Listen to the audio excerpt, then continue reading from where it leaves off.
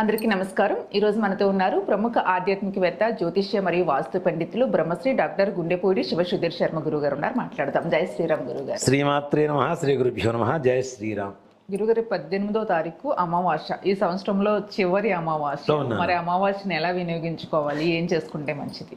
తప్పనిసరిగా నాన్న, మన తెలుగు సంవత్సరాలలో సంవత్సరానికి చిట్ట చివరి మాసం పాల్గొన మాసం, పాల్గొన బహుళ అమావాస్య 18వ తారీఖు అయింది. మార్చి 18వ తారీఖు బుధవారం రోజున అయింది నాన్న. ఈ పాల్గొన మాసం మనం ఓ మాట చెప్పాలి అంటే చెడు వదిలించుకోవడానికి చాలా మంచిది. ఎందుకు అనే వ్యవహారానికి వస్తే, మనం మాసం చివర అంటే చతుర్దశి అమావాస్య ఈ రెండు కూడాను ఏ పనులు చేయం మనం నెలలో. దీన్ని నెలలో 2 రోజులు వర్జ్యం అంటాం. అంటే చిట్ట చివరి 2 రోజులు వర్జ్యం అంటాం. అలాగే రోజు వర్జ్యకాలం ఒకటి ఉంటుంది. ఆ వర్జ్యం సమయంలో మనం ఏం పనులు చేయం. అవునా? చెడును వదిలించుకునేటువంటి పనులు మాత్రమే చేస్తాం. అమావాస్య కూడా ఏం చేస్తాం మనం? చెడు పోవడానికి ఏదైతే ఉంటాయో అవే చేస్తుంటాం. అలాగే సంవత్సరంలో చిట్ట చివరి 15 రోజులు వర్జ్యం అంటాం. పాల్గొన మాసంలో పౌర్ణమి నుంచి అమావాస్య వరకు వచ్చేటువంటి 15 రోజుల్ని వర్జ్యకాలం అంటారు. వర్జ్యం అంటే చెడు కాలము, చెడును పోగొట్టేటువంటి కాలము, చెడును పోగొట్టుకోవడానికి ఏదైనా పనులు చేసేటువంటి సమయం అని చెప్పి చెప్పుకోవడానికి అవకాశం ఉంటుంది. కాబట్టి ఈ చిట్ట చివరి 15 రోజులు కూడా వర్జ్య సమానమైనటువంటి రోజులు కాబట్టి ఈ అమావాస్య ఈ వర్జ్య సమానమైనటువంటి రోజుల్లో కూడా చిట్ట చివరి రోజు అమావాస్య 15వ రోజు. సంవత్సరానికి చిట్ట చివరి అమావాస్య నెలల్లోది.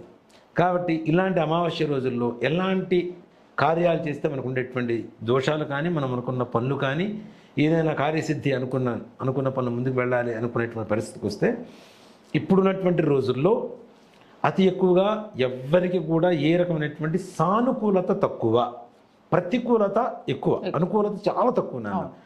ప్రతి ఒక్క దాంట్లో అసలు నెగిటివ్లో కూడా పాజిటివ్ చూడాల్సినటువంటి పరిస్థితుల్లో పాజిటివ్లో కూడా నెగిటివ్ చూస్తున్నాం. నెగిటివ్గా ఉన్న వాళ్ళకి ఇంకా పాజిటివ్ అక్కడ కనబడుతుంది. కొంతమందికి బాగా కష్టపడితే కానీ ఫలితం రాదు గురు. చాలా కష్టపడాలి, అది అవ్వాలి అంటే పని. నాన్న, ఇటీవల కాలంలో వస్తున్నటువంటి వాళ్ళందరి పరిస్థితి ఏంటంటే కష్టపడుతూనే ఉన్నారు, పడుతూనే ఉన్నారు, పడుతూనే ఉన్నారు, పడుతూనే ఉన్నారు. మనం అంతమంది చెప్పేది భారతదేశం అభివృద్ధి చెందుతుంది, చెందే దేశం, చెందుతున్న దేశం, చెందుతున్న దేశం, చెందుతున్న దేశం అంతే ఉన్నాం. చెందిన దేశం అని ఎక్కడ వింటల్లా. అట్లాగే మనుషుల కష్టాలు కూడా కష్టపడుతున్నారు, పడుతున్నారు, పడుతున్నారు, పడుతున్నారు, పడుతున్నారు. బాగా కష్టం అయిపోయింది, సుఖంగా ఉన్నారు అన్న ప్రశాంతత మాత్రం అక్కడ దొరకటల్లా. లోపు లైఫ్ అయిపోతుంది, జీవితం అయిపోతుంది. ఒకవేళ పొరపాటున ఎక్కడైనా కార్యం అయిపోయింది, పని అయిపోయింది, మనకు అనుకున్న పనులు అయిపోతున్నాయి, సుఖాన్ని అనుభవించబోతున్నాడు అనుకునే సమయం వచ్చినప్పుడల్లా ఢంగన ఒక పిడుగు వచ్చి పడుతుంది. మళ్ళీ కష్టం ప్రారంభం. ఇంకా జీవితాంతకాలం కష్టం కష్టం కష్టం కష్టం తప్పితే పడుతున్న కష్టానికి ఫలితం ఎక్కడ ఉంటుంది అన్న? అవునా?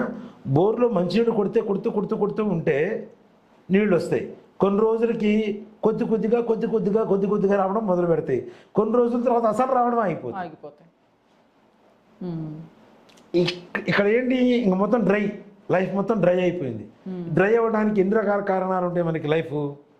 ముఖ్యంగా ఆర్థిక వ్యవస్థ అది కుప్పకూలిందంటే ఏ మనిషి తట్టుకోవడం కష్టమే. డబ్బు లేకపోతే కష్టం, రాలేడు.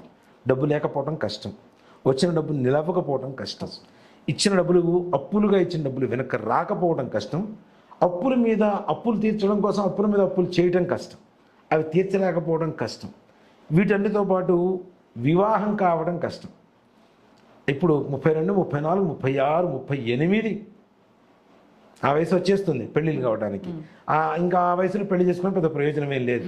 మొన్న మధ్య నా దగ్గర ఒక ఆవిడ వచ్చింది, 48 ఏళ్ళు ఉన్నాయి, ఆవిడకి ఇంకా రిక్వైర్మెంట్స్ ఉన్నాయి, గవర్నమెంట్ జాబ్ హోల్డర్ కావాలట. అమ్మ 48 అమ్మ, ఇంకో 12 ఏళ్ళు అయితే షష్టి పూర్తి అయిపోతుంది. నేను వెక్కిరింపుగా చెప్పడం కాదమ్మా, 40 ఏళ్ళకి ఇంకా రిక్వైర్మెంట్స్ పెట్టుకుని నాకు అట్లాంటి వాడే కావాలి అంటే ఎట్లా నాన్న? కష్టం. అవునా? ఇక్కడ పెళ్ళిళ్ళు కాకపోవడం కష్టం. 38 ఏళ్ళకు 32 ఏళ్ళకు పెళ్ళిళ్ళు అయినా అవి నిలబెట్టడం కష్టం. పోనీ ఎప్పటికప్పుడైనా నిలబడితే హ్యాపీ, నిలబడట్లేదు, మెయిన్ ప్రాబ్లం పెళ్ళిళ్ళు నిలబెట్టాలా, 2-3 పెళ్ళిళ్ళు అవుతున్నాయి. అవుతున్నాయి. దాంతోపాటు సంతానం కలగట్లా, కలిగిన సంతానం ఆరోగ్యవంతంగా ఉంటల్లా, ఆరోగ్యవంతంగా ఉన్న సంతానం ఈ దుర్వ్యసనాలకు పాలవ్వటం, దాంతోపాటు ముఖ్యంగా అనారోగ్య సమస్యలు. చిన్న పిల్లలకి పెద్దవాళ్ళకి తేడా సంబంధం లేదు నాన్న. షుగరు, బీపీలు, thyroid, heart problem, brain stroke. అరే 6 ఏళ్ల వాడికి బ్రెయిన్ స్ట్రోక్, 2 ఏళ్ల వాడికి బ్రెయిన్ స్ట్రోక్, 8 ఏళ్ల పాపకి షుగరు. నిజంగా నాన్న మొన్న మధ్య అంటే చాలా బాధాకరమైనటువంటి ఒక విషయం నేను ఒకటి విన్నాను. నాకు బాధ చేసింది. అంటే నేను ఆవిడని ఒకటే మాట చెప్పా, నాన్న మీరు మా సిస్టర్ అంటున్న వాళ్ళు నాన్న అని చెప్పాను.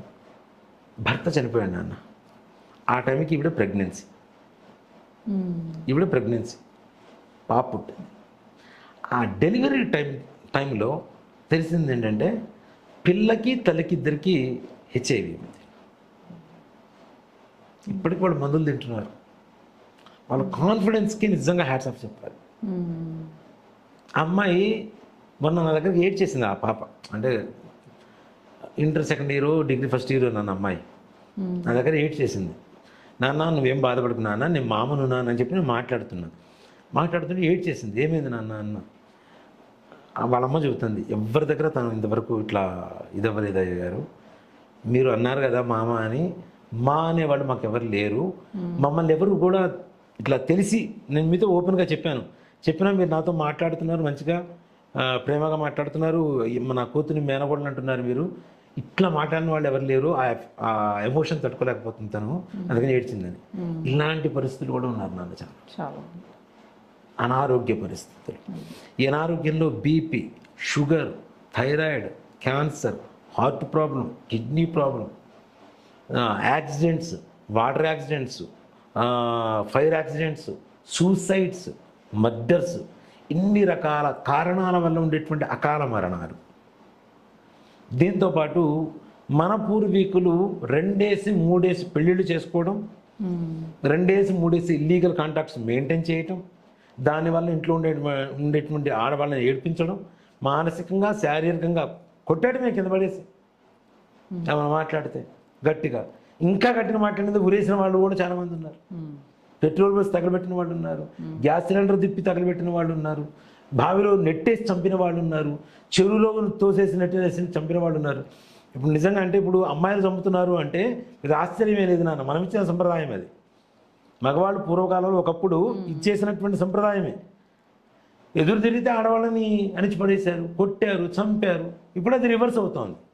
సో కాబట్టి ఇట్లాంటి అకాల మరణాలు ఆడవాళ్ళు జరిగి ఉండటం, మగవాళ్ళకి జరిగి ఉండటం, ఆడవాళ్ళని ఏడిపిస్తే స్త్రీ శాపం వస్తుంది. మగవాళ్ళు అంతర్ధానం అంటే మనకి అనుకోకుండా 60 ఏళ్ల లోపల చనిపోతే, అర్ధాయుష్లో చనిపోతే పితృదోషం వస్తుంది. అలాగే పితృదేవతల్ని చనిపోయిన తర్వాత వాళ్ళకి పెట్టాల్సినటువంటి తద్దినాలకు పెట్టకపోతే పితృశాపం వస్తుంది. బ్రతుకున్నప్పుడు తల్లిదండ్రులు సరిగా చూడకపోయినా అది పితృశాపం అవుతుంది. ఆడవాళ్ళని ఏడ్పించడం అంటే భార్యనే అక్కర్లా, భార్య కావచ్చు, కూతురు కావచ్చు, తల్లి కావచ్చు, ఆడపడుచు కావచ్చు, అత్తగారు కావచ్చు, చెల్లి కావచ్చు, అక్క కావచ్చు, ఎవరైనా కూతురు కావచ్చు, ఏ ఆడపిల్ల అయినా సరే మనమే కాదు, మనకు సంబంధం లేనటువంటి ఒక వ్యక్తితో పరిచయం ఏర్పరచుకొని వాళ్ళ కన్నీటికి మనం కారణమైనా కూడా ఆ కన్నీటి చుక్క నిన్ను, నీ వంశాన్ని, నీ ఇంటిని సమూలంగా నాశనం చేసి పక్కన పడేస్తుంది. చివరికి వంశం లేకుండా నిర్వంశం పాలు చేస్తుంది. కేవలం కొంతమందికి అంటే కొన్ని తరాల తర్వాత ఆడపిల్లలే పుట్టడం మొదలు పెడతారు. కొన్ని తర్వాత ఇంకా పిల్లలు పుట్టినా కూడా నీ ఇంటి పేరు అయితే కాదు కదా, పెళ్ళైపోయి వేరే ఇంటికి వెళ్తుంది. ఆ ఆడపిల్లలు కూడా కొన్ని తరాల తర్వాత అసలు పిల్లలు పుట్టడం మానేస్తారు. ఇవన్నీ మనం మోసుకొచ్చి మన పిల్లలకి ఇవ్వాలా?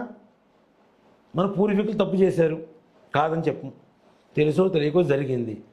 అది మనకి తెలిసి కూడా ఈ దోషాన్ని కడగకుండా, ఈ పాపాన్ని కడగకుండా మన పిల్లలకి మనం ఇస్తూ ఉంటే, వాళ్ళు వాళ్ళ పిల్లలకి ఇస్తూ ఉంటే భవిష్యత్తులో దీని గురించి తెలుస్తుందో, తెలియచేస్తారో, తెలియజేసేటువంటి వాళ్ళు ఉంటారో లేదో కూడా తెలియదు భవిష్యత్తు పిల్లలకి. నీకు తెలిసిన తర్వాత కూడా చేయకపోతే నీ వంశాన్ని నీ చేతులారా నువ్వు నాశనం చేస్తున్నట్టేగా.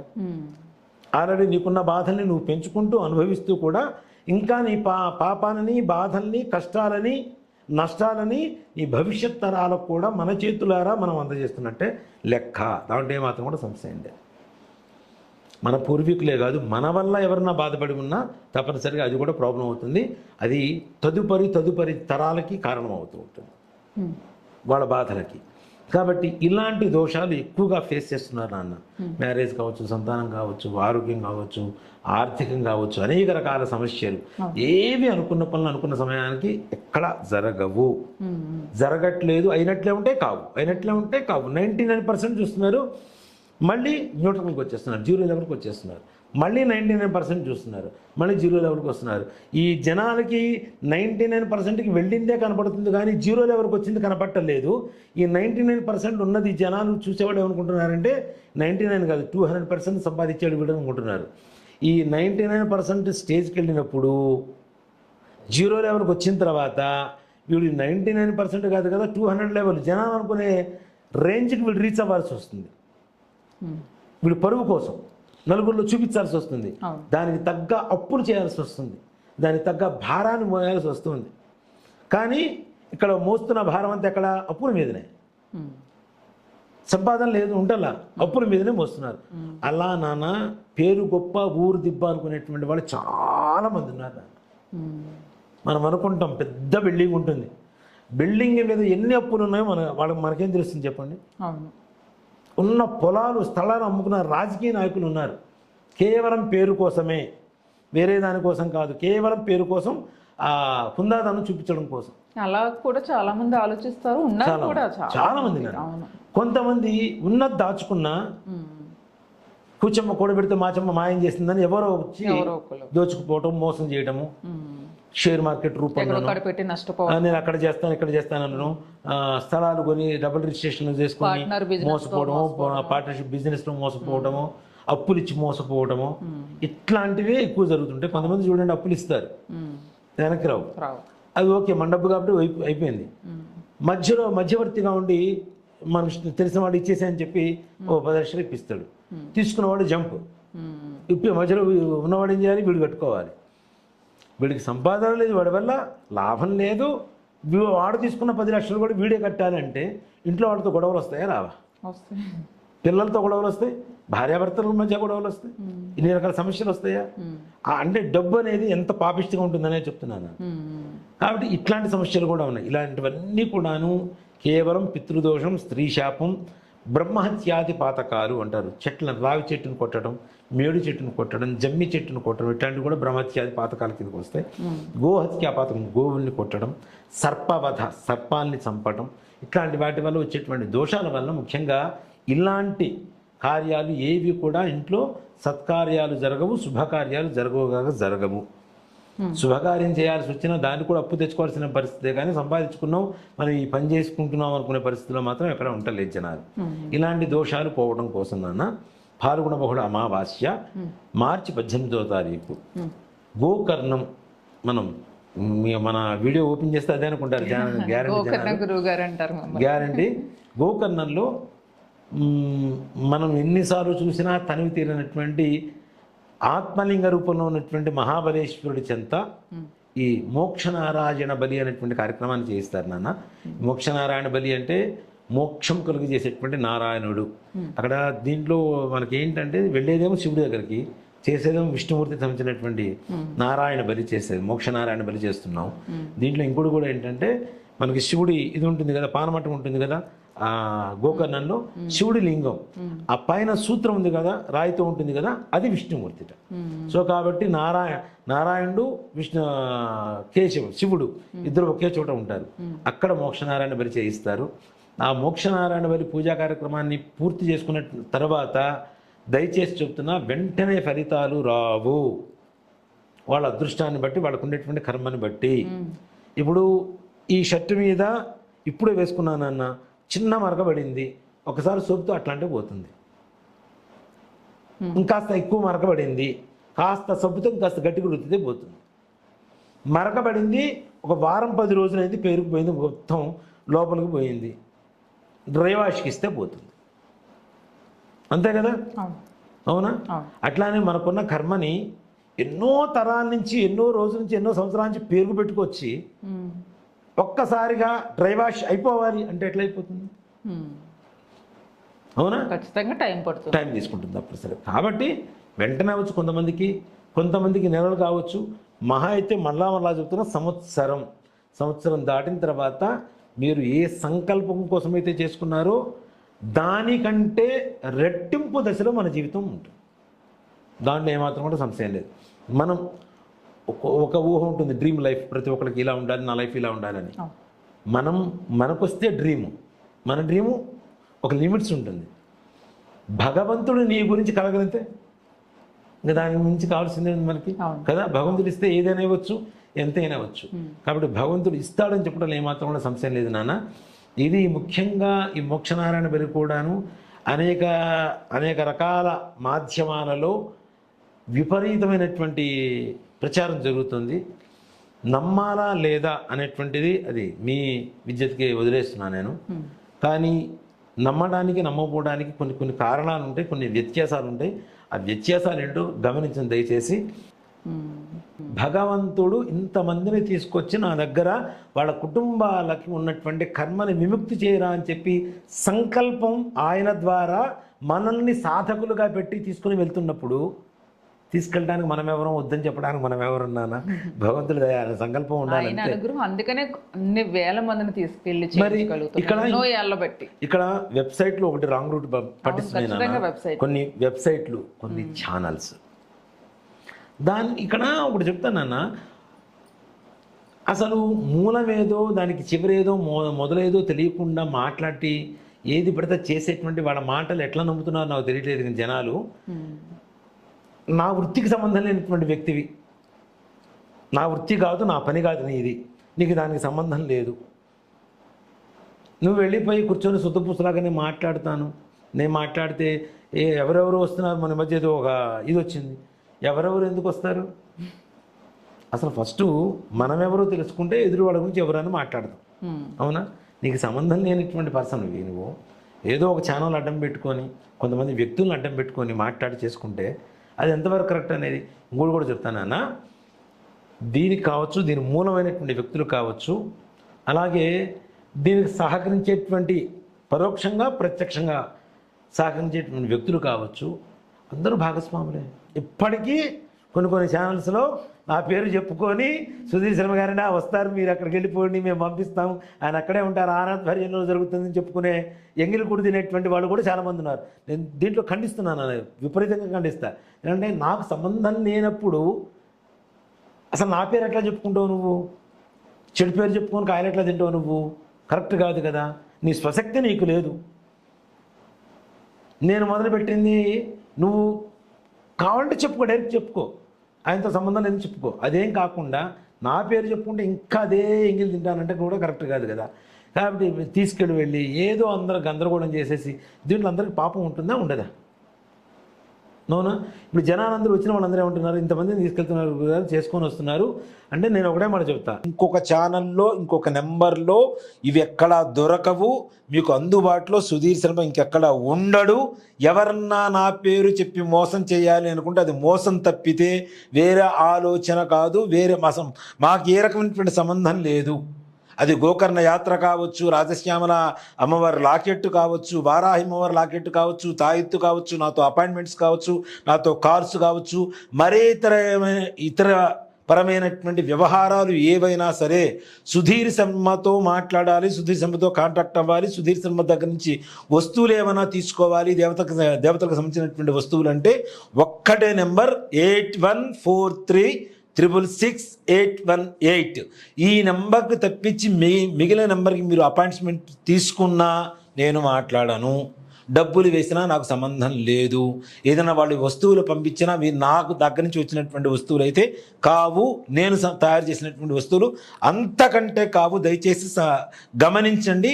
ఈ యొక్క విషయాన్ని మాత్రం జ్ఞప్తికి పెట్టుకోండి. వేరే నెంబర్స్కి ఫోన్లు చేసి మోసపోకండి. మోసపోయిన తర్వాత మళ్ళీ నా పేరు బయట బదనాం చేస్తే నేను చేయగలిగింది కూడా ఏమీ లేదు.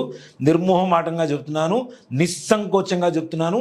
ఈ మాటను గమనించండి. చాలామంది నా పేరు చెప్పుకుంటూ ఉన్నారు. ఇప్పుడు చెట్టు పేరు చెప్పుకుని కాయలమ్ముకునే రకాలు చాలామంది ఉంటారు. దయచేసి ఎవ్వరి మాట నమ్మకండి. ఈ నెంబర్కు మాత్రమే ఫోన్ చేయండి. ఈ నెంబర్ ద్వారా మాత్రమే నేను ఇచ్చేటువంటి వస్తువులు ఏవైతే ఉంటాయో అవి మీకు అందుబాటులోకి వస్తాయి. దయచేసి గమనించండి. పదే పదే ఫోన్లు చేయకండి. ఆ నెంబర్కి వాట్సాప్లో మెసేజ్ చేయండి. మీకు కావాల్సిన వివరాలన్నీ కూడా సవివరంగా అందించబడతాయి. తద్వారా మీరు తప్పనిసరిగా తీసుకుంటారా లేదా అనేది మీ అభిప్రాయాన్ని బట్టి ఉంటుంది. కొన్ని ఛానల్స్ వాళ్ళు, కొంతమంది వ్యక్తులు దాన్ని అసలు ఏంటో విషయం ఏంటో తెలియకుండా ఏదో వెళ్తున్నాం, చేసుకుని వస్తున్నాం, పక్కవాడు చేశాడని చెప్పి మనం అంతకుముందు రామాయణంలో కథ చెప్పుకున్నాం ఆంజనేయ స్వామి వారి గురించి. ఆంజనేయ స్వామి వారు పట్టాభిషేకం మొత్తం పూర్తి అయిపోయిందిట. రాముని వారి పాదాల దగ్గర ఆంజనేయ స్వామి వారు భోజనానికి కూర్చున్నట్ట. ఆ చివర ఎవ్వరో ఒక వానరం కూర్చొని భోజనం చేస్తున్నాడు. లేచి ఎగిరి కూర్చున్నాడు. పక్కవాడు వాడిని చూసి లేచి ఎగురు కూర్చున్నాడు. వాడిని చూసి పక్క లేచి ఎగురు కూర్చున్నాడు. చివరికి ఆంజనేయ స్వామి వారి దాకా వచ్చింది. ఆంజనేయ స్వామి కూడా లేచి ఎగిరి కూర్చున్నాట. ఎందుకు లేచావు హనుమాన్ అని చెప్పి రావణ వారు అడిగాట. నాకేం తెలుసు స్వామి, పక్కవాడు లేచాడు కదా, నేను కూడా లేచాను అన్నట. వాడు ఎందుకు లేచాడు అడిగాట. నాకేం తెలుసు పక్కవాడు, నాకేం తెలుసు పక్కవాడు మొట్టమొదటిసారి ఎగిరిన వాడి దగ్గర పోయింది కథ మొత్తం. ఎందుకు ఎగిరారంటే, ఏం లేదు స్వామి, అన్నం తింటున్నా, చింతపెక్కి వచ్చింది ఇట్లా పైకన్నా, అది పైకి ఎగిరింది కదా, నేను కూడా పైకి ఎగిరాను అన్నట్టు. అర్థం లేదు. ఎవడో ఏదో చేశాడని చేయడం తప్పితే దాంట్లో కూలంకషంగా విషయం తెలుసుకొని విషయ పరిజ్ఞానం ఉండి చేయించండి. తప్పని ఎవరు చేయించొద్దు, రైట్స్ మొత్తం మామని మనమేం చెప్పడంలా. కాకపోతే విషయ పరిజ్ఞానం ఉన్నటువంటి వాళ్ళతో చేయించుకోవటం మంచిది. మీరే కదా గురుగారు ఫస్ట్ యూట్యూబ్ లో మీరే చెప్పారు 2023 నుంచి మొదలు పెడితే గోకర్ణం. నేను అందుకనే కదా ఇంతమందికి శత్రువులయ్యా. నేను ఎంతమంది గెస్ట్లకి శత్రువులు అవుతున్నా, ఎంతమంది ఛానల్స్కి నేను శత్రువులు అవుతున్నాను. అవునా? చెప్పాడు అంత 1,50,000 తీసుకునేటువంటి స్థాయి నుంచి మొత్తం కిందకి దిగజార్చాల అందరికి అందుబాటులో ఓపెన్గా తీసుకొచ్చాం. ఓపెన్ లేకుండా అది సీక్రెట్గా పెట్టేసుకొని 1,50,000 తీసుకొని దాచుకుందామంటే అది ఎంతవరకు కరెక్ట్? అది దోచుకో ఇదే పరిస్థితి అంటే ఎంతవరకు కరెక్ట్? నాన్న కరెక్ట్ ఉన్న జ్ఞానాన్ని అందరికీ పంచుతానే కదా గురుగారు. అంతే కదా, పొజిషన్ లో ఉంటారు గురువు అనే పొజిషన్. అంతే కదా మరి. సో కాబట్టి దయచేసి రండి. 17వ తారీఖు బయలుదేరుతున్నాను. 18వ తారీఖు అక్కడ పూజ ఉంటుంది.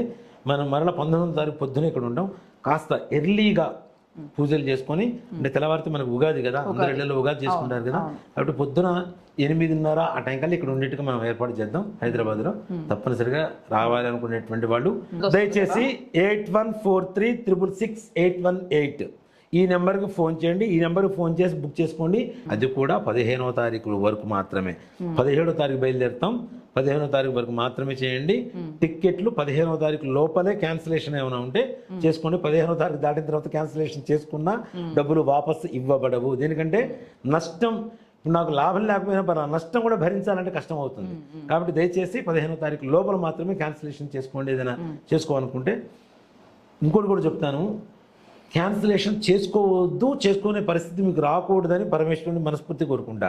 ఎందుకంటే పరమేశ్వరుని అనుగ్రహం ఆజ్ఞ ఉంటేనే అక్కడికి వెళ్తాం. కాబట్టి ఈ వీడియో మీ దాకా వచ్చిన మీ వంశంలో మరలా బరాబర్ చెప్తూనే ఉంటా. అశ్వని మఖ మూల, రోహిణి హస్త శ్రవణం, మృగశిర చిత్త ధనిష్ట, పునర్వసు విశాఖ పూర్వభాద్ర, పుష్యమి అనురాధ ఉత్తరాభాద్ర ఆశ్లేష. ఈ నక్షత్రాల్లో మీ వంశంలో ఏదైనా జననం జరుగున్నా ఈ వీడియో మీ దాకా వచ్చిన 100కి 100% పితృదోషమో స్త్రీ శాపమో మిమ్మల్ని వెంటాడుతుంది, పట్టి పీడిస్తుందని చెప్పి గుర్తుంచుకోండి. మార్చి 17వ తారీఖు ఇక్కడి నుంచి బయలుదేరుతాం. 18వ తారీఖు పాల్గొన బహుళ అమావాస్య. ఈ సంవత్సరానికి చిట్ట చివరి అమావాస్య.